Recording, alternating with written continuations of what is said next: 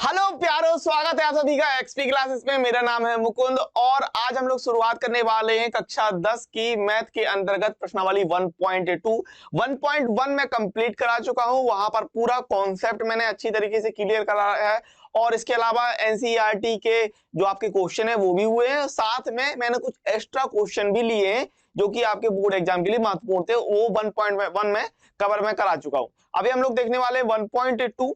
1.2 से आप समझ लीजिए एक क्वेश्चन आपका पक्का रहता है। 1.2 से यहां से एक क्वेश्चन बनना फिक्स रहता है कि बोर्ड पेपर में आएगा ही आएगा। ये आप बिल्कुल पक्की खबर लेके चलिए कि यहां से क्वेश्चन 2 नंबर का 4 नंबर का बनना ही बनना है। आप बिल्कुल पक्का लेके चलिए, ठीक है, इस बात को ध्यान में रखना है। तो चलिए एक हम लोग जादू की झप्पी चाहिए हमको, क्योंकि एक किक स्टार्ट चाहिए और ये रहा आपके लिए किक स्टार्ट जादू की झप्पी कि मंजिल की फिक्र ना कर प्यारे, मंजिल की फिक्र ना कर प्यारे, तू बस अपना फोकस रास्ते पर रख, तुझे मंजिल अवश्य मिलेगी, तथास्तु है, तू अवश्य मंजिल को प्राप्त करेगा। बस जो फोकस है और वो फोकस होना चाहिए रेगुलर स्टडी। बस एकमात्र एक मंत्र है जीवन का, हमेशा याद रखना। अगर कुछ करना है वो है रेगुलरिटी, ठीक है। रेगुलर स्टडी एकमात्र मंत्र है, चाहे जौन सा बड़ा मंत्र उठा लो, इससे बड़ा मंत्र आपको कोई नहीं मिलने वाला। बस आप रेगुलर स्टडी करते रहिए, कुछ भी हो जाए माउंट एवरेस्ट चढ़ जाओगे, मैं गारंटी देता हूं। अभी लिखवा के ले लो, 100 में 100 नंबर चाहिए, मिलेंगे। रेगुलर स्टडी कर लेना, खुद से धोखा नहीं करना बस। और इसी जोश और जुनून के साथ हम लोग 1.2 को कवर करने वाले हैं। 1.2 पूरी फिनिश करेंगे यहाँ पर, ठीक है। कक्षा 10 गणित मैथ, आपका पहला चैप्टर वास्तविक संख्या रियल नंबर, प्रश्नावली 1.2। देखो भैया, प्रश्नावली 1.2 में सिर्फ एक टॉपिक है, ठीक है ना, कि आपको बताना है कि जो संख्या है वो अपरमेय संख्या आपको कैसे सिद्ध करनी। बस इतना एक टॉपिक है। इस टॉपिक से एक क्वेश्चन आपको बोर्ड एग्जाम में मिलेगा ही मिलेगा। अच्छे से समझ लेना। मैं आपको 4 एग्जाम्पल समझाने वाला हूं, प्रश्नावली आप खुद करेंगे, इसके अलावा मैं कुछ क्वेश्चन आपको एक्स्ट्रा दूंगा जो आपको करने हैं, ठीक है। और ये क्वेश्चन आपके बोर्ड पेपर में आए हुए हैं, इस बात को ध्यान रखना है, ठीक है। जो भी क्वेश्चन मैं कराऊं अच्छे से देखना। मात्र एक टॉपिक है, छोटा सा वीडियो रहने वाला है, कोई बड़ी दिक्कत नहीं है, छोटा सा रहेगा कॉन्सेप्ट। एक कॉन्सेप्ट एक क्वेश्चन जो कि आपका बोर्ड पेपर में आना ही आना है, आप फिक्स लेके चलिए, ठीक है। और समझ लेना, जान लेना, पहचान लेना, एक बात समझ लेना कि क्वेश्चन बहुत बढ़िया है, किस तरीके से करना है, कैसे जाना है, एक एक चीज बारीकी से करते जाना। और इस क्वेश्चन की खूबसूरती ये है कि 4 बार लगाओगे अपने आप बनने लगेगा, लेकिन लगाना पड़ेगा, ठीक है ना, लेकिन लगाना पड़ेगा। तो हम लोग यहाँ पर सीखने क्या वाले हैं, हम लोग यहाँ पर सीखने वाले हैं अपरमेय संख्याओं का पुनर्भ्रमण। अब पुनर्भ्रमण यानी कि रिविजिटिंग इर्रेशनल नंबर्स। ऐसा क्यों कहा गया भाई, फिर से मिलने आ गए हम अपरमेय संख्या से? वो इसलिए क्योंकि आपने कक्षा 9 के जो चैप्टर नंबर 1 है आपका संख्या पद्धति नंबर सिस्टम, वहां पर भी याद होगा अपरमेय संख्या के बारे में अच्छे से पढ़ा था। मैंने भी पढ़ा है, मैंने भी वीडियो बनाया है। तो 1.2 का जो आपका टॉपिक है भैया, अपरमेय संख्याओं का पुनर्भ्रमण, रिविजिटिंग इर्रेशनल नंबर। तो कक्षा 9 में आपने ये चीज पढ़ रखी है भाई, अपरमेय संख्या क्या होती है, जिसे हम p/q के रूप में परिभाषित नहीं कर पा रहे, यानी कि ऐसी संख्या जिसको हम भिन्न नहीं बना पा रहे, ऐसी संख्या जिसको हम भिन्न नहीं बना सकते हैं, p/q के रूप में नहीं लिख सकते हैं, वो आपकी अपरमेय संख्या होती है। आपको याद होगा अपरमेय संख्या के अंतर्गत क्या क्या आता था, √2, √3, √4 नहीं, है ना भाई, √4 तो 5 2 में टूट जाएगा, √5, √6, पाई भी आती थी इसी के अंतर्गत, और बहुत सारी संख्या जैसे कि 1.01, 001, 000100001 00001 एंड सो ऑन। इस तरह की जो संख्याएं होती थी, कक्षा 9 में आपको सिखाया जाता है कि अपरमेय संख्या किस तरीके से रहती है, ठीक है ना। तो वहीं पर हम लोग कुछ देख लेते हैं, ये भी आपको यहाँ पर दिया हुआ है आपकी ही किताब में, है ना। क्या है कि भाई याद कीजिए, जरा अपनी मेमोरी पर जोर दीजिए। कक्षा 9 में हमने क्या याद किया था कि याद कीजिए कि एक संख्या s अपरमेय संख्या कहलाती है यदि उसे p/q के रूप में नहीं लिखा जा सकता, के रूप में नहीं लिखा जा सकता है, जहां p और q पूर्णांक है और q नॉट इक्वल टू 0। अपरमेय संख्याओं के कुछ उदाहरण जिनसे आप परिचित हैं, निम्नलिखित हैं। इस तरीके से आपको ये सारी चीजें आपने पढ़ रखी थी, ठीक है। रिकॉल याद कीजिए, ठीक है ना, गजनी मत बनिए, रिकॉल कीजिए, याद कीजिए। A number s is called irrational if it cannot be written in the form p/q where p and q are integers and q not equal to 0. Some example of irrational number with which you are already familiar are, ये रहे आपके, ठीक है ना। तो कुछ इस प्रकार से जो मैंने यहाँ पर कहानी बताई, वही चीज यहाँ पर भी आपको एनसीईआरटी में जानने के लिए मिलता है। इसके अलावा कक्षा 9 में हमने ये भी पढ़ा था कि अगर, ध्यान से सुनिएगा, कि अगर परमेय संख्या और परमेय की संख्या के साथ कोई भी ऑपरेशन कराएं, जैसे कि गुणा, भाग, जोड़, घटाना, कुछ भी कराएं, तो हमें परमेय संख्या मिलेगी। परमेय संख्या के साथ परमेय संख्या, तो हमें क्या मिलती है? परमेय संख्या, ठीक है ना। अगर हम अपरमेय संख्या और अपरमेय संख्या का गुणा, भाग, जोड़, घटाना करते हैं, तो हमको अपरमेय संख्या और परमेय संख्या दोनों मिल सकती है, ठीक है ना। अपरमेय संख्या और परमेय संख्या दोनों मिल सकती है।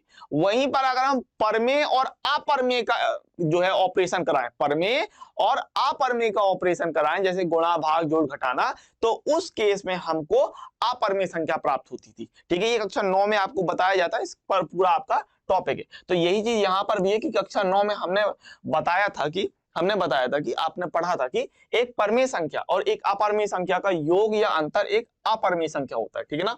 परमेय और अपरमेय से अगर हम ऑपरेशन कराएंगे तो हमें अपरमेय मिलेगी, फिर जोड़ हो, गुणा हो, भाग हो, घटाना हो, कुछ भी हो, ठीक है ना। तो यहाँ पर ये कह रहा है योग या अंतर अपरमेय संख्या होता है। और वहीं पर अगर हम बात करें एक परमेय संख्या और अपरमेय संख्या का गुणनफल या भागफल एक अपरमेय संख्या होता है, ठीक है ना। In class 9th we mention that the sum or difference of a rational and irrational number is irrational and the product and quotient of a non-zero rational and irrational number is irrational। तो ये सारी चीजें कक्षा 9 में आपको बताई जाती है। मोटा मोटी आप याद ये रखिए कि अगर परमेय संख्या और अपरमेय संख्या है, क्या है भाई? परमेय संख्या और अपरमेय संख्या का ऑपरेशन कराओगे तो हमेशा अपरमेय संख्या मिलेगी, याद रहेगा। फिर से मैं एक बार इस चीज को रिकॉल करा देता हूं। तो यहाँ आप जो चीज मैंने बोली है वो ये देख सकते हैं, ये चीज कक्षा 9 में भी मैंने जैसे बताया आपको सिखाई जाती है। क्या भाई? कि परमेय संख्या और परमेय संख्या का ऑपरेशन कराएं। अब इस चिन्ह का मतलब ये होता है भाई, जोड़, घटाना, गुणा, भाग कुछ भी ले सकते हो। ये चिन्ह आपको कक्षा 12 में देखने के लिए मिलता है, लेकिन अब तो सिलेबस कम कर दिया है, तो उसके अंतर्गत ये चीज अब हटा दी गई। कक्षा 12 में आते आप वहां पर चैप्टर नंबर पहला है, उसमें आपको ये सीखने के लिए मिलता, लेकिन अब नहीं मिलेगा क्योंकि वो चीज हटा ही दी गई। तो परमेय संख्या और परमेय संख्या का ऑपरेशन कराते हैं, यानी जोड़, घटाना, गुणा, भाग, तो आपको हमेशा परमेय संख्या मिलेगी, याद रखिएगा। और अपरमेय और अपरमेय अगर ले लें, अपरमेय और अपरमेय संख्याओं का जोड़, घटाना, गुणा, भाग कराते हैं, तो हमको परमेय संख्या भी मिल सकती है और अपरमेय संख्या भी मिल सकती है। वहीं अगर हम दोनों अलग अलग लेते हैं, परमेय और अपरमेय दोनों अलग अलग लेते हैं और कोई ऑपरेशन कराएं, जोड़, घटाना, गुणा, भाग, तो हमको अपरमेय संख्या प्राप्त होगी। ये चीज आपको कक्षा 9 में सिखाई जाती है, ठीक है ना। अब हम आगे बढ़ते हैं। ये आपकी जो थ्योरम है इसको आपको ध्यान रखना भाई, ठीक है। और जो कुछ भी यहाँ पर लिखा है ये एक एक शब्द आपके उस क्वेश्चन में अप्लाई होंगे, ठीक है ना। मान लीजिए P एक अभाज्य संख्या, अभाज्य संख्या जानते हो, अभाज्य संख्या के बारे में आपको 1.1 में भी सीखा है, कक्षा 9 में भी सीखा है ना। तो P एक अभाज्य संख्या है, यदि P ए स्क्वायर को विभाजित करती है, ये एक लाइन आपकी क्वेश्चन में इस्तेमाल होगी, ध्यान रखिएगा। यदि P ए स्क्वायर को विभाजित करती है तो P ए को भी विभाजित करेगी, जहां ए एक धनात्मक पूर्णांक। अब इसका जो है डेरिवेशन भी है, इसके प्रूफ भी है, लेकिन प्रूफ की जरूरत है नहीं, इसलिए मैं प्रूफ पर ज्यादा फोकस नहीं कर रहा हूं। आप बस इस लाइन को याद रखिएगा, let P be a prime number if P divides a square, if P divides a square then P divides a where a is a positive integers। बात कुछ इस तरीके से ध्यान रखिएगा कि यदि P a स्क्वायर को विभाजित करता है या करती है तो P a को भी विभाजित करती है, ठीक है ना। इस बात को आपको यहाँ पर याद रखना है। और ये जो कुछ भी लिखा एक एक लाइन आपकी सवाल में इस्तेमाल होगी, ध्यान रखिएगा। चलिए आ जाते हैं हम लोग पहले सवाल पर। सारे क्वेश्चन इंपोर्टेंट है, 4 क्वेश्चन है उदाहरण में, ठीक है ना। एक ये वाला क्वेश्चन है जो कि आपको दे दिया प्रमेय 1.3 करके, ठीक है ना। यहाँ पर ये था प्रमेय 1.2 और ये हो गया प्रमेय 1.3। इसके बाद एक क्वेश्चन ही लेके चलिए क्योंकि सवाल आपका सीधा सीधा बोर्ड में आया हुआ है ना। और इसके बाद आता है उदाहरण नंबर 5, 6 और 7। तो एक सवाल ये, 3 उदाहरण, तो 4 सवाल हो गए। मैं 4 सवालों को बहुत गहराई से अच्छे से एक एक डिटेल के साथ बताने वाला हूँ। इसके बाद मैं सवाल दूंगा, उन सवालों को आपको लगाना है जिम्मेदारी के साथ। करना कैसे? इंपोर्टेंट, मोस्ट इंपोर्टेंट क्वेश्चनों में से एक, √2 एक अपरिमेय संख्या है, ये आपसे कह रहा है। तो देखो सबसे पहले एक एक चीज, ये थोड़ा सा थ्योरी वाला मामला भी है, ये पूरे सवाल में थ्योरी जो है वो ज्यादा है, कैलकुलेशन कम है, 2 + 2 = 4 कम करना है ना। तो थ्योरी ज्यादा है, इसलिए 4 बार आपको देखना पड़ेगा, थ्योरी समझनी पड़ेगी क्या हो रहा है क्या नहीं हो रहा। इस हिसाब से मैं समझा दूंगा, लेकिन 4 बार करेंगे तो ही जाके आपको बनेगा, ठीक है ना। और इंपोर्टेंट कर लीजिएगा, आने वाला है आपके बोर्ड पेपर में, ध्यान रखिएगा। √2 एक अपरिमेय संख्या है, ये आपको सिद्ध करके बताना है। तो हम क्या करते हैं कि या तो हम डायरेक्ट कर दें कि √2 एक अपरिमेय संख्या है।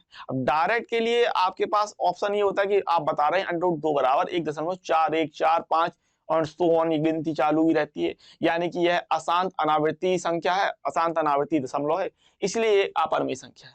मान लो अगर हमको ये नहीं पता होता कि अंडर रूट 2 का क्या मान है, हम ये हाइपोथेटिकली मान के चल रहे हैं कि अंडर रूट 2 का क्या मान है, ये चीज हमको नहीं पता, तब क्या करेंगे? तब एक लॉन्ग मेथड आता है थ्योरम वाला, उस हिसाब से जाते हैं। और उस थ्योरम में क्या होता है, उस मेथड में क्या होता है, उस मेथड का काम यह है कि हम एक विरोधाभास उत्पन्न करें। हम लेके चलें कि अंडर रूट 2 एक परिमेय संख्या है। सुनना मेरी बात को ध्यानपूर्वक, हम मान के चलेंगे कि अंडर रूट 2 एक परिमेय संख्या है, हम मान के चलेंगे कि अंडर रूट 2 एक परिमेय संख्या है, और बाद में इसको दिखा देंगे कि ये परिमेय संख्या नहीं है। ठीक है ना, इस बात को समझना। तो हमने क्या कहा, हमने यहां पर लिया, माना अंडर रूट 2 एक परिमेय संख्या है। अब आपने कहा भाई अंडर रूट 2 एक परिमेय संख्या है। अब अगर अंडर रूट 2 एक परिमेय संख्या है तो इसका मतलब परिमेय संख्या को हम p बटे q के रूप में लिख सकते हैं। भाई क्लियर बात है ना, परिमेय संख्या को हम p बटे q के रूप में लिख सकते हैं। तो हमने कह दिया भाई ये बात है, तो हमने कह दिया इसीलिए, हमने क्या कह दिया, इसीलिए अंडर रूट 2 जो है, इसीलिए अंडर रूट 2 जो है वो p बटे q के रूप का है। अब उसे आप p बटे q बोल दो या a बटे b बोल दो, एक ही बात है ना। उसको आप p बटे q बोलो चाहे a बटे b बोलो, एक ही बात है भाई, सिंपल बात है। अंडर रूट 2 बराबर a बटे b। अब समझो एक चीज और यहां पर जानो, पहचानो कि a बटे b जो है कभी भी ऐसी संख्या नहीं होगी जैसे कि 15 बटे 10, जैसे 15 बटे 10, या फिर मान लो आपको कह दिया जाए 20 बटे 24, या फिर आपको कह दिया जाए मान लो 6 बटे 9, कभी भी ऐसी संख्या नहीं होगी। कैसी? जो कि कट सके। यहाँ पर आप देख रहे हो सिंपली हम लोग 5 से 3 बार में, 5 से 2 बार में काट सकते हैं। 4 से काट लो, 4 पंचे 20, 4 छंग 24, इससे 3 से काट लो, 3 दूनी 6, 3 तक काट लो। तो कभी भी ऐसी संख्या नहीं होगी जो सिंप्लीफाई हो, यानी जो कट सके, यानी जिनके ऊपर नीचे में कुछ भी कॉमन हो, है ना, ऐसी संख्या नहीं होगी। कैसी संख्या होगी फिर? आप कहेंगे जैसे ये 3 बटे 2 है, जैसे कि ये 5 बटे 6 है, जैसे कि ये 2 बटे 3 है, ठीक है ना। ऐसी संख्याएं होंगी, ऐसी संख्याएं होंगी जिनके बीच में कुछ भी कॉमन नहीं होगा। अरे प्यारो यारो दुलारो, इतनी बात समझ गए मेरी कि नहीं? देखो a बटे b हम एक ऐसी संख्या लेंगे जिनके बीच में, a और b के बीच में कुछ भी कॉमन नहीं होगा, एक को छोड़ के, ठीक है ना। एक तो हर दो संख्या के बीच में कॉमन होता है, कोई भी दो संख्या उठाओ, उनके बीच में क्या कॉमन होगा? एक कॉमन होगा हमेशा। तो a और b के बीच में कुछ भी कॉमन नहीं है। अगर कुछ भी कॉमन नहीं होता है दो संख्याओं को के बीच में, तो उनको क्या बोलते हैं? उनको हम सह अभाज्य संख्या बोलते हैं। भैया ये भी आपको कक्षा 9 में मैंने बताया है, ठीक है ना। कक्षा 9 का वीडियो अगर आपने, चूंकि इसी साल से मैंने अपलोड किए हैं वीडियो, तो आप क्या कीजिएगा 1.1 का कक्षा 9 का थोड़ा कष्ट कर लीजिएगा मेरे लिए। 1.1 का जो नंबर सिस्टम का संख्या पद्धति का कक्षा 9 का वीडियो, उसको जाके देख लेना। हर एक चीज बताइए, प्राकृतिक संख्या, पूर्ण संख्या, पूर्णांक, आपके परमेय अपरमेय, सम विषम, भाज्य अभाज्य, सब कुछ, सहभाज्य, सब कुछ बताया। तो सहभाज्य संख्या होंगी। सहभाज्य संख्या कैसी होती है? जिनके बीच में एक कॉमन होता है, जिनके बीच में एक कॉमन होता है उनको हम सहभाज्य संख्या कहते हैं। इतनी बात क्लियर है। तो a और b कैसी होंगी? आप कहते हैं कि सर जहां पर a और b सहभाज्य संख्या है, अर्थात a और b के बीच में मात्र संख्या एक उभयनिष्ठ यानी कि कॉमन है, तो आप इस तरीके से कर लेंगे। देखो एक एक लाइन अच्छे से करते जाना, 4 बार करोगे आराम से सवाल बनने लगेगा। मैं फिर से कहूंगा इस सवाल में थ्योरी ज्यादा है, इंपोर्टेंट है, आपके बोर्ड एग्जाम में आने वाला है, ठीक है। अंडर रूट 2 बराबर a बटे b, ये परिमेय संख्या के लिए कह रहा है, क्योंकि परिमेय संख्या तो a बटे b मान लिया। जहां a और b सहभाज्य संख्या है, अर्थात a और b के बीच मात्र संख्या एक उभयनिष्ठ। इतना अपन को बात क्लियर। अब यहां से सवाल अपना शुरू हो जाता है बढ़िया बेहतरीन तरीके से, समझिएगा। तो यहां पर क्या करना, देखो अंडर रूट 2 बराबर a बटे b है, इसके नीचे हम 1 लिख सकते हैं ना। तो अब हम लोग कैची गुणा करेंगे तो b ऊपर जाएगा, और 1 का मतलब b का बेसिकली क्या होगा, b का जो है वो 1 के अंडर रूट 2 के साथ गुणा कर दोगे आप, ठीक है। अंडर रूट 2b बराबर a, इस तरीके से कर लोगे, अंडर रूट 2b बराबर a, अंडर रूट 2b बराबर a, और फिर यहाँ पर क्या हो दोगे, दोनों पक्षों का वर्ग करने पर, ठीक है। हम क्या कर देंगे, दोनों पक्षों का वर्ग कर देंगे। अब दोनों पक्षों का अगर हम वर्ग करते हैं तो अंडर रूट 2b का होल स्क्वायर बराबर a का होल स्क्वायर। बात को समझिएगा। अंडर रूट 2 का अगर हम स्क्वायर कर रहे हैं तो ये 2 निकलेगा। क्यों? क्योंकि वर्गमूल और वर्ग हट जाते हैं, याद रखिएगा। वर्ग से ये वर्ग चढ़ा है, वर्ग से वर्गमूल क्या होगा, हट जाएगा। यहां पर आएगा b स्क्वायर बराबर a स्क्वायर, इतना आएगा। अब बात को समझो, ये 2 जो है वो a स्क्वायर के नीचे जा सकता है कि नहीं? आप देखिए 2 जो होगा वो a स्क्वायर के नीचे जाएगा कि नहीं जाएगा? तो आप यहां पर अगर 2 को a स्क्वायर के नीचे ले जा रहे हैं तो आप कह देंगे कि भाई 2 ए स्क्वायर को विभाजित करता है, अगर 2 ए स्क्वायर को विभाजित करता है तो 2 ए को भी विभाजित करेगा। याद आया, ये आपने 1.2 में यहां सीखा था, ठीक है ना। यदि p ए स्क्वायर को विभाजित करता है तो p ए को भी विभाजित करेगा। यहीं पर ये बात आपकी लागू होगी, ठीक है ना, कि 2 ए स्क्वायर को विभाजित करता है तो 2 जो है वो ए को भी विभाजित करेगा। ये चीज आपको लिखनी है, ठीक है। इतनी बात क्लियर है। आपने देखा 2 जो है ए स्क्वायर के नीचे जा रहा, तो हमने कह दिया 2 ए स्क्वायर को विभाजित करता है, इसलिए 2 ए को भी विभाजित करेगा। अब अगर समझना बात को, जैसे ये है कि अगर ए है और बटे 2 है, ठीक है ना, 2 क्या कर रहा है, ए को डिवाइड कर रहा इस तरीके से, तो हम यहाँ पर कुछ सोच सकते हैं। मान लो यहाँ पर सी ले लिया, ठीक है ना, मान लो भाग देने की बात, भाई ए में अगर हमने ए में जो है 2 का भाग दिया, कुछ होगा, ए में 2 का भाग दिया तो कुछ ना कुछ तो आपको मिलेगा ही मिलेगा, निश्चित तौर पर कुछ ना कुछ मिलेगा। तो हमने कह दिया वो सी मिला, हमने क्या कहते हैं, सी मिला। तो यहाँ पर हम कैची गुणा कर सकते हैं, तो हम लोग ए बराबर क्या कह देंगे, ए बराबर हम 2c बोल देंगे, ठीक है ना। ए बराबर हम लोग क्या कह देंगे, ए बराबर हम लोग 2c बोल देंगे। तो यहाँ पर आपने कहा भाई माना ए बराबर 2c, ठीक है ना, ए बराबर क्या हो जाएगा 2c, और यहाँ पर उठा के आप रख दोगे समीकरण 1 में, यहाँ पर जो है वो आप ए का मान रख दोगे समीकरण 1 से, ठीक है, समीकरण 1 से। अब समीकरण 1 में अगर आपने ए का मान 2c रखा, समीकरण 1 में ए का मान आप 2c अगर रखते हो तो यहाँ पर कितना हो रहा है भाई, ये हो रहा है आपके पास 2b स्क्वायर बराबर ए स्क्वायर है, तो यहाँ पर रख रहे हैं आप 2c का होल स्क्वायर। बात को समझिएगा, 2c का होल स्क्वायर, ठीक है। अब यहाँ पर आते हैं आगे, तो अपने पास हो गया 2b स्क्वायर बराबर 2c का होल स्क्वायर। इसको हम ओपन करते हैं, सो ये 2b स्क्वायर बराबर यहाँ पर कितना हो जाएगा, 2 का वर्ग 4 हो जाएगा, तो 4c स्क्वायर। 2 का हम लोग भाग दे देंगे, जब 2 का हम लोग यहाँ पर 4 में भाग देंगे तो 4 जो है वो कट जाएगा, कितना बचेगा, 2 बचेगा। तो यहाँ पर आप सिंपली कह देंगे b स्क्वायर बराबर 2c स्क्वायर। अब यहाँ फिर से समझो, यहाँ पर वही चीज फिर से दोहरा दी गई कि देखो यहाँ पर अगर 2 है तो 2 जो है वो b स्क्वायर के नीचे आ सकता है, 2 जो है वो b स्क्वायर के नीचे आएगा।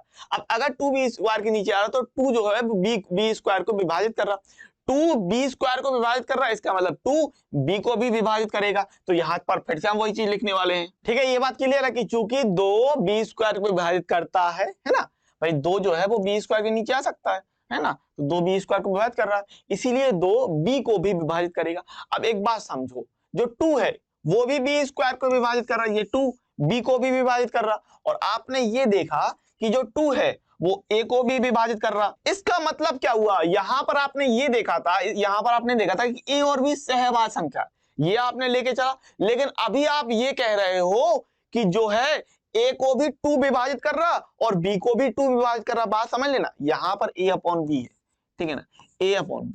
पहले तो आपने कह दिया कि ये सहभाज्य संख्या है और इनके बीच में कुछ भी कॉमन नहीं है, लेकिन अब आप ये कह रहे हैं कि 2 एक ऐसी संख्या है जो इसको भी डिवाइड कर सकती है और जो इसको भी डिवाइड कर सकती है। तो अगर ये हो गया तो हम ये फिर ये तो भाई उल्टी बात हो गई कि यहाँ सहभाज्य हो रहा और वहां पर सहभाज्य नहीं हो रहा, है ना। सहभाज्य का मतलब क्या है कि एक के अलावा कुछ भी कॉमन ना हो, एक के अलावा कुछ भी कॉमन ना हो। बिल्कुल, अब बात चढ़ गई होगी, एक समझ में आ गई होगी ना, एकदम दिमाग में चढ़ गई होगी बात। तो 2 जो है यहाँ पर a के साथ भी कॉमन है, 2 जो है वो b के साथ भी कॉमन हो रहा, तो ये बात मैच नहीं हुई, ये मिसमैच हो गई भैया। सहभाज्य वाली कंडीशन यहाँ पर जो है वो विरोधाभास उत्पन्न कर रही है। क्या कह दोगे आप कि भैया, यहां पर आप सिंपली बोल दोगे कि चूंकि हम a और b को सहभाज्य संख्या लेकर चले थे, लेकिन 2 a को भी विभाजित कर रहा और b को भी विभाजित कर रहा, इसका मतलब अर्थात अतः a और b के बीच में 2 भी कॉमन है, जो कि सहअभाज्य संख्या के कथन को विरोधाभास उत्पन्न करता है, कथन में विरोधाभास उत्पन्न करता है। इस कारण एक त्रुटि उत्पन्न होती है, और वह त्रुटि है कि √2 एक परमेय संख्या है। ये एक त्रुटि है, √2 एक परमेय संख्या ना होकर √2 एक अपरमेय संख्या है। तो आप क्या बता रहे हैं, आप यहां पर बोल रहे हैं कि चूंकि 2 a और b दोनों को विभाजित करता है, एकदम बात क्लियर है, 2 a और b दोनों को विभाजित करता है, इसलिए a और b की उभयनिष्ठ संख्या 2 भी है ना। यही बात मैंने बताई थी कि अगर a जो है 2 a और b दोनों को विभाजित करेगा, यहाँ पर a और b जो 2 है वो इसको भी डिवाइड कर रहा है और इसको भी डिवाइड कर रहा है, इसका मतलब इन दोनों के बीच में जो है वो 2 कॉमन हो गया। a और b की उभयनिष्ठ संख्या 2 भी है, जो कि हमारे पहले कथन, हमने जो कथन पहले लिया था, कथन का विरोध करती है कि ए और बी के बीच मात्र संख्या एक उभयनिष्ठ है। और यह विरोधाभास क्यों उत्पन्न हुआ? क्योंकि हमने √2 को परमेय संख्या मान ली थी। तो बस इतना और लिख देना है। यह त्रुटि इसलिए प्राप्त हुई क्योंकि हमने √2 को परमेय संख्या मान लिया था। अतः सिद्ध है कि √2 एक अपरमेय संख्या है। तो आप इस तरीके से और बता देंगे कि यह त्रुटि क्यों प्राप्त हुई? इस कारण प्राप्त हुई क्योंकि हमने √2 को परमेय संख्या माना था। अतः सिद्ध है कि √2 एक अपरमेय संख्या है। हेंस प्रूव्ड, है ना, हेंस प्रूव्ड इति सिद्धम। बात एकदम क्लियर होनी चाहिए भैया। एक बात समझ लो, इस क्वेश्चन को आपको बिल्कुल भी छोड़ना नहीं है। मोस्ट इंपोर्टेंट क्वेश्चन है, बार बार मैं रिपीट कर रहा हूं, बोर्ड पेपर में आपको ये सवाल मिलेगा ही मिलेगा। √2 एक अपरमेय संख्या है, क्या बताओगे? सबसे पहले हम कह देंगे कि √2 एक परमेय संख्या, ये हमने मान लिया। अब अगर √2 एक परमेय संख्या है तो हम p/q या a/b के रूप में मान सकते हैं। आप a/b की जगह p/q भी रख सकते हो, कुछ कोई दिक्कत नहीं इससे, है ना। वहां पर आप m/n कर दोगे तो भी कोई दिक्कत नहीं है। तो जो इसीलिए हमने √2 बराबर a/b मान लिया। अब आप यहाँ पर कह रहे हैं कि a और b सहभाज्य संख्या होंगी, वो भी मैंने समझाया था क्यों होंगी। a और b के बीच में कुछ भी कॉमन नहीं होगा। a और b सहभाज्य संख्या है, अर्थात a और b के बीच में मात्र संख्या एक उभयनिष्ठ रहनी चाहिए। फिर हमने क्या किया, b का यहाँ गुणा किया तो √2b बराबर a। अब फिर दोनों पक्षों का वर्ग कर देंगे। दोनों पक्षों का वर्ग करेंगे तो यहाँ पर हो गया √2b का होल स्क्वायर बराबर a², ठीक है ना। तो वर्गमूल से ये वर्ग से वर्गमूल हटा तो ये बचा 2b² बराबर a²। अब यहाँ पर आपने कहा कि ये 2 जो है वो a² के नीचे जा सकता है, 2 जो है a² के नीचे जा सकता है। तो हमने वो प्रमेय जो पढ़ी थी, ये वाली प्रमेय, इस आधार पे आप कह रहे हैं कि अगर p जो है a² विभाजित कर रहा है तो जो p होगा वो a को भी विभाजित करेगा, ये मैंने आपको बताया था। तो यहाँ पर यही चीज आपको लिखनी है। अगर 2 a² को विभाजित करता है तो 2 a को भी विभाजित करेगा, सिंपल बात है। और अगर ऐसी बात है तो हम यहाँ पर ये कह रहे थे कि भाई a/2 होगा, इसके बराबर हमने c मान लिया और इसको हम यहाँ पर ले जाते हैं। तो हम यहाँ पर क्या करें, a बराबर हमने माना a बराबर 2c, और a बराबर 2c जो यहाँ पर रख देंगे, इस जगह पर a बराबर 2c यहाँ रख देंगे। तो ये हो जाएगा 2b² बराबर 2c का होल स्क्वायर, ठीक है ना। हम यहाँ पर कह रहे हैं 2b² बराबर 2c का होल स्क्वायर। यहाँ पर होल स्क्वायर ओपन कीजिए तो ये 2b² बराबर 4c² हो जाएगा, 2 से हम भाग करेंगे तो b² बराबर 2c²। तो अब यहाँ पर आप कह रहे हैं भाई, यहाँ पर हम सिंपली देख सकते हैं कि जो 2 है वो b² के नीचे जा रहा है। तो यहाँ पर आपने कह दिया कि चूंकि 2 b² को विभाजित करता है इसलिए 2 b को भी विभाजित करेगा। तो यहाँ से हमने एक विरोधाभास उत्पन्न किया कि चूंकि 2a और b दोनों को विभाजित कर रहा है ना, यही बात हुई, यही बात अपनी निकली कि जो a है, जो 2 है, जो 2 है वो a को भी विभाजित करेगा और जो है b को भी विभाजित करेगा, है ना। हमने कहा चूंकि 2 a और b दोनों को विभाजित करता है इसलिए a और b की उभयनिष्ठ संख्या 2 भी है, जो कि पहले वाले कथन, शुरुआत वाले कथन का विरोधाभास कर रहा है, जो कि हमारे पहले कथन का विरोध करती है कि a और b के बीच मात्र संख्या एक उभयनिष्ठ है। यह त्रुटि, अब ये जो गलती है क्यों आ रही, यह त्रुटि इस कारण प्राप्त हुई क्योंकि हमने √2 को परमेय संख्या माना था। अतः सिद्ध है कि √2 एक अपरमेय संख्या। तो भैया मेरे यारो प्यारो दुलारो, एक बात समझ लो अच्छी तरीके से कि ये सवाल है मोस्ट इंपोर्टेंट, ठीक है ना। और इन सवालों को आपको बिल्कुल भी छोड़ना नहीं है, कोई भी दिक्कत नहीं होनी चाहिए, रिपीट कर लेना। सारे सवाल एक जैसे हैं, कहीं पर कोई दिक्कत नहीं, इसी तरीके से चलना, इसी तरीके से। अगर √2 के लिए कहो तो यही बात होगी। अगर मान लो यहाँ पर अगर मैं कह देता √2 की जगह, मान लो यहाँ पर हम लोग सिंपली, यहाँ पर √2 की जगह सिंपली हम लोग बोल देते √3। क्या बोल देते? √3। मान लो अगर एक चीज हम लोग मान के चल लेते, मान लेते हैं ऐसा कुछ, है ना। तो बस आपको क्या करना था फिर उस केस में, भैया हम सिंपली कह देते हैं कि यहाँ पर √2 की जगह आप √3 लिख दीजिए। यहाँ पर √3 आएगा, यहाँ पर √3 आ जाएगा, यहाँ पर 3 आ जाएगा, है ना। तो यहाँ पर आप कह दोगे 3, जहां जहां 2 है वहां 3 आ जाएगा, सिंपल बात है। अरे जहां जहां 2 है वहां 3 करिए, √3 एक अपरमेय संख्या है, आप सिद्ध कर पाओगे आराम से। √5 के लिए तो जहां जहां 2 है वहां √5 कर दीजिए, वो आपका सिद्ध हो जाएगा। बिल्कुल सेम प्रोसेस, कुछ नहीं करना। एक टॉपिक, एक प्रकार का क्वेश्चन बोर्ड पेपर में हर साल हर बार आता ही आता है, इसको आपको छोड़ना नहीं है। उदाहरण नंबर 5 पे आ जाते हैं फटाफट से, जो कि आपको दे रहा √3 एक अपरमेय संख्या है। आपको करना prove that √3 is irrational number, ठीक है ना, ये आपको बेसिकली सिद्ध करके दिखाना है। तो देखो वही बात है, अब यहाँ पर मात्र और मात्र 2 की जगह 3 करते जाना और कुछ नहीं करना। मैं फिर से एक बार क्वेश्चन को दोहरा दूंगा, एक बार फिर से देख लीजिएगा, वो चीज पूरी आपको क्लियर हो जाएगी। अब एकदम बिल्कुल परफेक्ट होना चाहिए, ठीक है ना। क्या करना है आपको, आपको सबसे पहले बोलना है भाई, सबसे पहले आप कहोगे कि माना अंडर रूट 3 एक परमेय संख्या, सिंपली माना अंडर रूट 3 जो है वो एक परमेय संख्या, माना अंडर रूट 3 एक परमेय संख्या है। इतनी बात क्लियर। इसके बाद अगर ये बात आपने कहा तो आप कह देंगे इसलिए अंडर रूट 3 बराबर ए बटे बी ले लो या पी बटे क्यू ले लो, इससे फर्क नहीं पड़ने वाला। अंडर रूट 3 बराबर ए बटे बी, आप कहेंगे कि जहां जहां ए और बी, जहां ए और बी सह अभाज्य संख्या है, सह अभाज्य, ठीक है ना, सह अभाज्य संख्याएं हैं, ठीक है ना, सह अभाज्य संख्याएं हैं। अब सहभाज्य संख्या का मतलब क्या है आपको पता है कि अर्थात ए और बी के बीच, अर्थात ए और बी के बीच, ए और बी के बीच मात्र, ए और बी के बीच मात्र संख्या एक, मात्र संख्या एक उभयनिष्ठ है, उभयनिष्ठ है। एकदम बिल्कुल बात क्लियर होनी चाहिए आपको, ठीक है ना। माना अंडर रूट 3 एक परमेय संख्या है, इसीलिए अंडर रूट 3 बराबर ए बटे बी, जहां ए और बी सहअभाज्य संख्याएं हैं, अर्थात ए और बी के बीच मात्र संख्या एक उभयनिष्ठ है। ये अब आप बढ़िया तरीके से लेके चले। अब आपको क्या करना है, बी का यहाँ पर गुणा हो जाएगा अंडर रूट 3 के साथ, तो यहाँ पर आप कह देंगे कि अंडर रूट 3 बी बराबर ए। फिर क्या कर देना आपको, फिर आपको सिंपली ये करना है भाई, दोनों पक्षों का वर्ग करने पर, क्या कर रहे हैं आप यहाँ पर, दोनों पक्षों का वर्ग करने पर, ठीक है ना, दोनों पक्षों का वर्ग करने पर। इसीलिए मैं क्या करता हूँ, मैं लिख देता हूँ और जो बीच वाला लिखने वाला पोर्शन होता है उसको मैं कट कर देता हूँ, तो आपको एकदम से ऐसा लगता है कि पूरा लिख गया। अगर मैं ऐसे ऐसे लिखने वाला भी रिकॉर्ड करूंगा और आपको दूंगा तो आपका खुद का टाइम ज्यादा लगेगा। इसीलिए मैं क्या करता हूँ, बीच वाला पार्ट होता है लिखने वाले के लिए मैं शांत हो जाता हूँ, फिर बीच वाला पार्ट जो है वो कट हो जाता है, ऐसा करता हूँ। लेकिन अभी मैं पूरा एक चीज आपको बताने वाला हूँ। क्या करने वाले हैं, दोनों पक्षों का वर्ग करने वाले हैं, ठीक है ना। अंडर रूट 3 बी का होल स्क्वायर, कि लिखने में कितना टाइम लगता है आपको भी एक आइडिया लगे। अंडर रूट 3 बी का होल स्क्वायर बराबर ए स्क्वायर, ठीक है। अब वर्ग करिए तो वर्ग से वर्गमूल हटेगा तो 3 बी स्क्वायर बराबर ए स्क्वायर। अब आप सिंपली कहेंगे कि भाई 3 जो है वो ए स्क्वायर के नीचे आ सकता है, तो आप यहाँ पर कह देंगे कि चूंकि 3 ए स्क्वायर को विभाजित करता है,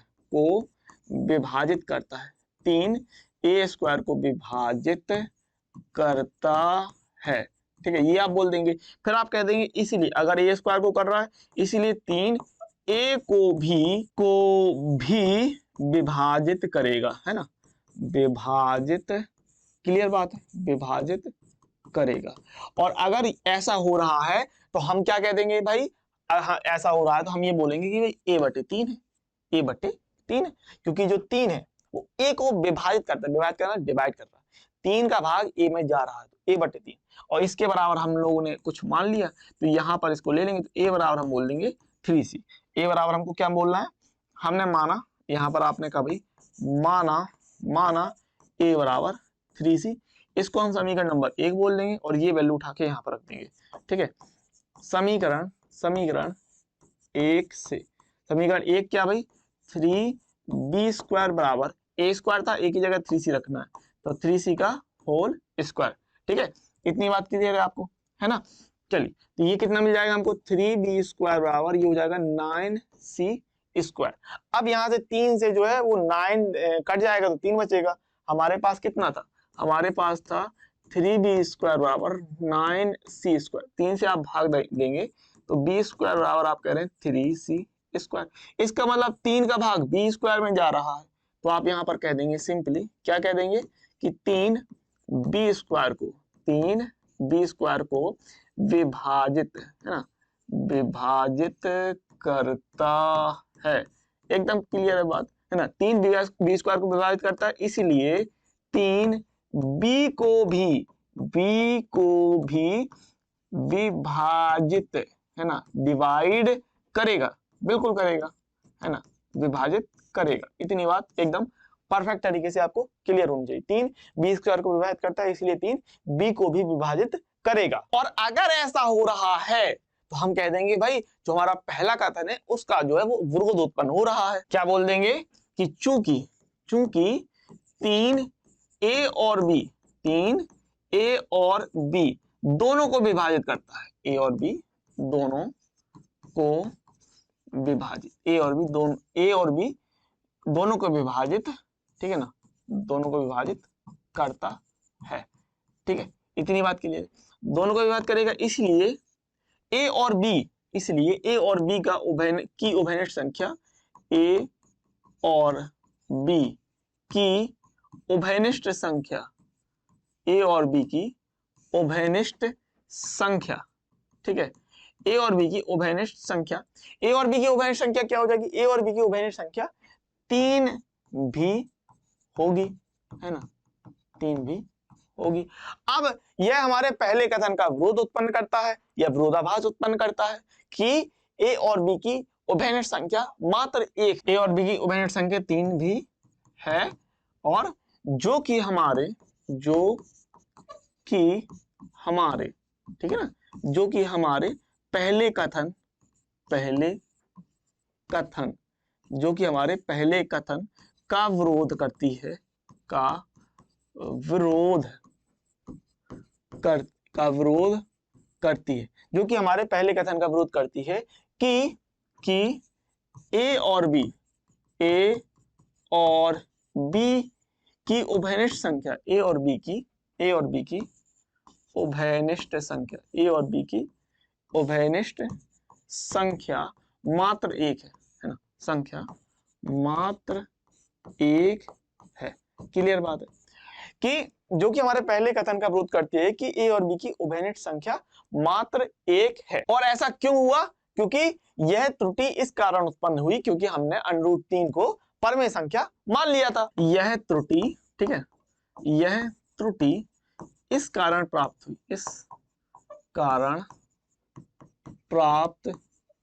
हुई क्योंकि, ठीक है ना, क्योंकि इस कारण प्राप्त हुई क्योंकि हमने √3 को परमेय संख्या माना था, √3 को परमेय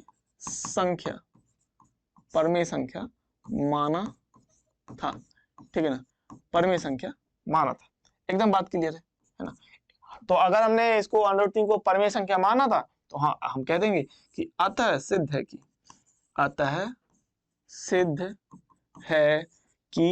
√3 एक अपरमेय संख्या है। क्या ऐसी है भाई? एक अपरमेय संख्या है। एक बात को समझ लो, देखो ये जो मैं भाषा लिखवा रहा हूं ना भैया, एक बात अच्छी तरीके से समझ लेना, ये तो पहले हो गया हेंस प्रूव्ड। जो मैं आपको बात कहने वाला हूं कि जो कुछ भी मैंने लिखवाया है ये एकदम किताब के हिसाब से नहीं लिखवाया, मैंने अपने हिसाब से अपने आधार पे बना के लिख दिया। और मैंने आपसे कहा था कि ये जो सवाल है, पहली बात इंपॉर्टेंट है, बोर्ड में आएगा ही आएगा, लिख के ले लीजिए। और दूसरी बात मैंने आपसे कहा था कि थ्योरी है इसमें, है ना, तो थ्योरी को अपने अकॉर्डिंग, अपने अनुसार आप जैसा चाहो वैसे यहाँ पर कर सकते हो। समझने के लिए मेन बात है आपको समझ में आई कि नहीं आई, ठीक है ना, मेन बात है समझना। और रही बात थ्योरी की, सर बहुत कुछ लिखने के लिए, तो आप अपने आधार पर लिख सकते हो। दूसरी बात, 4 बार अगर प्रैक्टिस करोगे तो वो चीज अपने आप हो ही जाएगी, है ना, फिर रिवीजन करोगे तो हमेशा याद बनी रहेगी। इस बात को ध्यान रखना कि ये क्वेश्चन आपको पेपर में मिलने ही वाला है। अब इस तरीके का एक क्वेश्चन आता है, ये तो हो गया क्वेश्चन सीधा सीधा, जहां पर आपसे कह दिया कि √3 एक अपरमेय संख्या ये बताओ, या फिर √2 एक अपरमेय संख्या है ये बताओ। ये सवाल के लिए आप इतना करोगे, ध्यान रखना। अब एक इस तरीके का सवाल भी आता है, ये थोड़ा छोटा रहेगा कि 5 - √3 एक अपरमेय संख्या, ये आपको दर्शाना, सिद्ध करना, सो दैट, है ना, 5 - √3 इज इर्रेशनल, ये सिद्ध करना है। तो इसके लिए आप क्या करोगे? फिर वही बात, जो चीज, तो सबसे पहली बात ये है, यहाँ पर एक चीज और मैं आपको समझा दूं कि यहाँ पर क्या है कि अगर आप देखें तो ये 5 क्या है भाई? आप कहेंगे सर 5 तो परमेय संख्या है ना, 5 क्या है? परमेय संख्या। क्या है भाई? परमेय संख्या। और √3 क्या है? तो आप कह देंगे सर √3 अपरमेय संख्या है। कैसी है भाई? √3 एक अपरमेय संख्या है। तो आपने स्टेटमेंट ये भी पढ़ा था कि अगर हम परमेय और अपरमेय, किसका? परमेय और अपरमेय का अगर हम ऑपरेशन कराते हैं, जोड़ घटाना गुणा भाग कुछ भी कराते हैं, तो हमको अपरिमेय संख्या मिलेगी। याद कर लीजिए, देखिए मैं आपको याद कराता हूं, ये चीज हमने कहां पढ़ी थी, अगर मैं आपको याद दिलाऊं, देखिए ये चीज हमने यहाँ पढ़ी थी क्या, कि अगर हम परिमेय संख्या, ये ध्यान है आपको, ठीक है ना, कि परिमेय संख्या और अपरिमेय संख्या अगर हम ऑपरेशन कराएंगे तो हमें क्या मिलेगा, हमको अपरिमेय संख्या ही मिलेगी, ठीक है ना। इतनी बात एकदम बिल्कुल परफेक्ट तरीके से आपको क्लियर होनी चाहिए। तो यहाँ पर सीधी सीधी बात है, परिमेय संख्या अपरिमेय संख्या का घटाना हो रहा है तो अपरिमेय मिलेगी। लेकिन अब हमको ये चीज सिद्ध भी करनी है, तो अगर हमको ये चीज सिद्ध करनी है तो सबसे पहली बात तो यही कि हम इसको मान लेंगे क्या, इसको मान लेंगे परिमेय। अब ये सवाल पुराने अपने सवाल की तरह लेंदी नहीं जाएगा, थोड़ा सा ध्यान रखना इस बात को। हम यहाँ पर कह रहे हैं 5 - √3 एक परिमेय संख्या है, और जब हम इसको परिमेय संख्या बोल रहे हैं तो आप सिंपली क्या बोलोगे कि 5 - √3 बराबर P/Q या A/B, एक ही बात है ना। A/B ले लो या P/Q ले लो, एक ही बात है। अब समझो, देखो यहाँ पर हम लोग क्या करेंगे कि ये है ये क्या अपरिमेय संख्या, भाई √3 कैसी अपरिमेय संख्या, और 5 परिमेय संख्या है, तो हम यहाँ पर सिंपली ये करने वाले हैं कि 5 को यहाँ पर ट्रांसफर कर देंगे, ठीक है ना। बात को समझिएगा, मैं आपसे क्या कह रहा हूँ, मैं आपसे ये कह रहा हूँ कि 5 कैसी है, आपको पता है भाई 5 जो है वो परिमेय संख्या है। A/B कैसी संख्या है, आपको पता है ये भी परिमेय संख्या है ना, सिर्फ √3 अपरिमेय है ना। तो हम लोग यहाँ पर सिंपली क्या करेंगे, 5 को यहाँ पर ट्रांसफर कर लेंगे। अब आपको ये भी पता है कि 5 के आगे चिन्ह किसका है, 5 के अगर कुछ चिन्ह नहीं होता, किसी भी संख्या के आगे, अगर किसी भी संख्या के आगे कुछ भी चिन्ह नहीं है तो प्लस का चिन्ह है, तो अगर पक्षांतर होकर यहाँ आएगा तो माइनस हो जाएगा। तो आप सिंपली 5 को यहाँ पर पक्षांतर कर लो, ठीक है ना। माइनस का √3 बराबर A/B माइनस का 5, इतना मिल जाएगा। अब देखो यहाँ पर √3 को माइनस के साथ में रख के पूरे में माइनस का हम लोग गुणा करा लेंगे। अगर पूरे में माइनस का गुणा कराओगे तो ये हो जाएगा √3, माइनस है तो प्लस हो जाएगा, ये प्लस है तो माइनस, माइनस A/B, और ये माइनस है तो प्लस, इस तरीके से, ठीक है ना। +5 को आप ऐसे लिख सकते हो, आगे +5 ना, तो ऐसे लिख लो माइनस का A/B, ऐसे कर सकते हो, ठीक है ना। तो अब यहाँ पर हम एलसीएम ले लेंगे, √3 बराबर एलसीएम कितना आएगा, b का 5 के साथ गुणा होगा तो 5b माइनस a। अब यहाँ पर आप सिंपली ये कहने वाले हो भैया कि जो √3 है ये तो एक अपरिमेय संख्या है, क्या कह दोगे, सुन लेना मेरी बात, समझ लेना, सीधे सीधे बोलने वालों, इतना करना है। इसके बाद देखो करना क्या है, ऐसी अगर कोई चीज आती तो करना ये है सिंपली कि हमको परिमेय और अपरिमेय अलग अलग कर लेना है, ठीक है ना। जो रूट वाली संख्या होगी उसको हम अलग रख देंगे, और जो आपकी परिमेय संख्या होगी जिसमें रूट नहीं चढ़ाओ उसको एक साइड कर लेंगे। अब आपको ये बोल देना है कि चूंकि √3 तो एक अपरिमेय संख्या है और 5b - A/B है ना, 5b - A/B एक परिमेय संख्या है, और परिमेय संख्या अपरिमेय संख्या कभी बराबर नहीं हो सकती, यह एक विरोधाभास उत्पन्न करता है, इसीलिए सिद्ध है कि 5 - √3 एक अपरिमेय। तो आपको क्या लिख देना है, सिंपली जैसा मैंने आपसे कहा आपको बता देना है कि चूंकि √3 एक अपरिमेय संख्या है, ठीक है, √3 एक अपरिमेय संख्या है, और 5b - A/B परिमेय संख्या है, और 5b - A/B एक परिमेय संख्या है, ठीक है ना। तथा या फिर आप कह रहे हैं कि अपरिमेय संख्या और परिमेय संख्या कभी भी बराबर नहीं हो सकती है ना।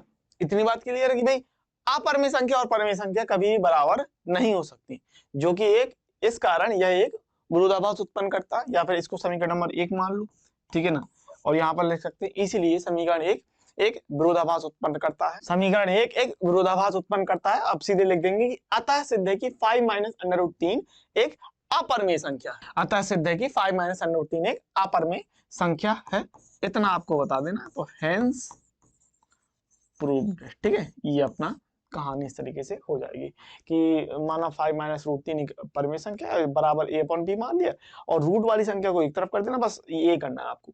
और उसके बाद आपको कह देना कि √3 एक अपरिमेय संख्या है, 5b - A/B एक परिमेय संख्या है ना, और अपरिमेय संख्या परिमेय संख्या बराबर नहीं हो सकती, सिंपल बात है, इसलिए समीकरण एक विरोधाभास उत्पन्न करता है, अतः सिद्ध है कि 5 - √3 एक अपरिमेय संख्या। बस इतना करना भैया मेरे प्यारो यारो दुलारो, बस और कुछ नहीं। और इस प्रकार से आपका ये उदाहरण नंबर 6 है वो कंप्लीट हो जाएगा। आगे बढ़ जाते हैं फटाफट से, और हम लोग देख लेते हैं उदाहरण नंबर 7। अब उदाहरण नंबर 7 क्या है, दर्शाइए कि 3 √2 एक अपरिमेय संख्या है। वही सेम चीज, पहले क्या करोगे कि हम लोग कह देंगे भाई 3 √2, हम लोग कह देंगे 3 √2, माना 3 √2 एक परिमेय संख्या है, ठीक है, माना 3 √2 एक 3 √2 एक परिमेय संख्या। अब अगर ये परिमेय संख्या तो आप भैया कह दोगे क्या कि भाई परमेय संख्या होने पर 3 अंडर रूट 2 बराबर a बटे b, a बटे b, p बटे q, कुछ भी ले सकते हो, कोई दिक्कत नहीं। अब देखो मैंने आपको क्या बताया कि जो रूट वाली संख्या होगी उसको एक साइड रखना है, जो बाकी संख्या होगी उनको एक साइड रखना है।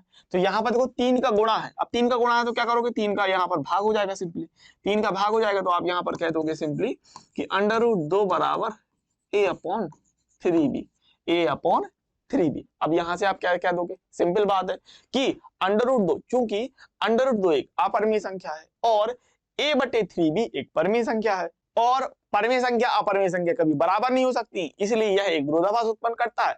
अतः सिद्ध है कि 3 रूट 2 एक अपरिमेय संख्या है। बस इतना आपको करना है। मजा आया कि नहीं आया बता दो मुझे, बस समझ लो। ये जो क्वेश्चन है इसको इस प्रकार से कर देना है आपको, और ये वाले जो क्वेश्चन है अंडर रूट 3 एक अपरिमेय संख्या इस प्रकार से दिखा दोगे, ठीक है। अंडर रूट 2 एक अपरिमेय संख्या, वो आप इस तरीके से, ये थोड़ा सा थ्योरी और लैंग्वेज के आधार पे इतना थोड़ा सा लंबा जाएगा और कुछ नहीं, थोड़ा सा लेंदी है, ठीक है, और कुछ नहीं। अंडर रूट 3 एक अपरिमेय संख्या और ये आपका सिस्टम इस तरीके से हो जाएगा। अब इस सवाल को भी देख लेते हैं, खत्म करते हैं कि यहाँ पर आप क्या बोलोगे, क्योंकि अंडर रूट 2 एक अपरिमेय संख्या है, ठीक है, क्योंकि अंडर रूट 2 एक अपरिमेय संख्या है और a बटे 3 भी एक परिमेय संख्या है, और आप कह रहे हैं कि परिमेय संख्या और अपरिमेय संख्या कभी भी बराबर नहीं हो सकती है, परिमेय संख्या और अपरिमेय संख्या कभी भी बराबर नहीं हो सकती है। इस कारण से आप कह देंगे कि यह, इसीलिए यहाँ पर आप लिख दीजिएगा समीकरण 1, ठीक है ना, समीकरण, इसीलिए यहाँ पर ले लो समीकरण नंबर 1, ठीक है ना। क्या बोल दोगे कि समीकरण 1 एक विरोधाभास उत्पन्न करता है, और जब समीकरण एक विरोधाभास उत्पन्न कर रहा है तो विरोधाभास इसलिए आ रहा है क्योंकि हमने इसको परिमेय संख्या मान लिया था, परिमेय संख्या माना इसलिए विरोधाभास आ रहा है। तो हम लोग कह देंगे कि अतः सिद्ध है कि 3 रूट 2 एक अपरिमेय संख्या, ठीक है, अतः सिद्ध है कि 3 रूट 2 एक अपरिमेय संख्या है, हैंस प्रूफ। भैया समझ लो, देखो 2 बार इसको दोहरा लेना, 2 बार समझ लेना, कोई ज्यादा कठिन चीज नहीं है, आसानी से सब कुछ हो जाना चाहिए, एकदम बिल्कुल बात सब लोग समझ गए होंगे। अब आ जाते हैं भैया लोग प्यारो यारो दुलारो प्रश्नावली 1.2 पर, जो कि आपको खुद से करनी है, मैं नहीं कराने वाला हूँ। मैं आपको बता दूं, मैंने आपको अंडर रूट 2 बताया था, मैंने आपको अंडर रूट 3 बताया था, उसी आधार पर अंडर रूट 5 आपको लगाना है, करना है। कमेंट्स बॉक्स में बताना है कि आपने किया कि नहीं किया, ठीक है ना, करना है, इस बात को ध्यान रखना। कमेंट्स बॉक्स में बताइएगा कि आपने ये सवाल लगा लिए, ठीक है ना, और वीडियो आपको कितना ज्यादा यूजफुल रहा ये भी बताइएगा। थोड़ा सा आप अपना कीमती समय निकाल सकते हैं, ठीक है, थोड़ा सा एक कष्ट कर लीजिएगा मेरे लिए, कमेंट जरूर कीजिएगा, दोस्तों के बीच में शेयर कर दीजिएगा वीडियो को। सिद्ध कीजिए कि 3 + 2 रूट 5 एक अपरिमेय संख्या। तो जैसे मैंने आपको बताया था, ये वाले जो सवाल हुए थे ना आपने, ये वाले, ये 5 - रूट 3 एक अपरिमेय संख्या है और 3 रूट 2 एक अपरिमेय संख्या है। उसी प्रकार से आप ये 3 + 2 रूट 5 एक अपरिमेय संख्या ये बता दोगे, उसी प्रकार से आप ये वाला भी बताओगे। इसको आप रूट 2 वाले सिस्टम से नहीं जाओगे, है ना, 1/√2 को सीधे सीधे बताओगे कि 1/√2 बराबर कितना, a/b। फिर आप कह दोगे कि अगर इसको पलटा तो √2 बराबर b बटे a, है ना, क्योंकि √2 एक अपरिमेय संख्या और b बटे एक परिमेय संख्या है, यह एक विरोधाभास है, इसीलिए 1/√2 भी एक अपरिमेय संख्या हो जाएगी, सीधी सीधी बात। और ये वाला भी 7√5 वाला भी हो जाएगा आराम से। अरे भैया अभी तो हमने ये वाला सवाल लगाया था, कौन सा, 3√2 वाला, तो सेम वही चीज है, 3√2 ले लो चाहे 7√5 ले लो, एक ही बात है। तो ये वाला जो सवाल है ना, सिद्ध कीजिए √5 एक अपरिमेय संख्या, इसको बढ़िया तरीके से लगाइएगा। जैसे मैंने आपको √2 बताया था कि √2 एक अपरिमेय संख्या, ये सिद्ध करो, √3 एक अपरिमेय संख्या, ये सिद्ध करो, जैसे बताया था उसी प्रकार से आप बता दोगे √5 एक अपरिमेय संख्या है। और फिर आप ये क्वेश्चन नंबर 2, क्वेश्चन नंबर 3 लगा लोगे, 3 के ये 2 सवाल दिए, ये आपको लगा लेना। आगे बढ़ जाए हम, और ये क्वेश्चन हम लोग करने वाले, इस क्वेश्चन को मैं आपको लगा के बताता हूँ, ठीक है ना। ये थोड़ा सा कैलकुलेशन है और कुछ नहीं, बाकी वही चीज है कि √2 + √3, तो कैलकुलेशन है। कैलकुलेशन करने के लिए क्या होगा कि दोनों पक्षों का वर्ग करना पड़ेगा, समझना बात को, क्योंकि अभी तक इस तरीके का ऐसा कभी नहीं आया कि यहाँ पर भी अपरिमेय हो जाए, यहाँ पर भी अपरिमेय हो जाए, ऐसा आपने सवाल नहीं लगाया एक्सरसाइज में। कैसा था कि आपने देखा ये आपकी जो है परिमेय है और ये जो है वो आपकी अपरिमेय हो रही थी, ठीक है ना, एक परिमेय एक अपरिमेय, है ना। और याद रखिएगा 3 का भी पक्षांतर करोगे और 2 का भी पक्षांतर करोगे, है ना, करना, बताना, ये मुझे कमेंट्स करके बताना कि √5 के बराबर क्या ले रहे हो आप लोग, √5 के बराबर जो है वो क्या आ रहा है, इस बात को याद रखिएगा, है ना। तो यहाँ पर क्या है कि √2 भी अपरिमेय और √3 भी अपरिमेय।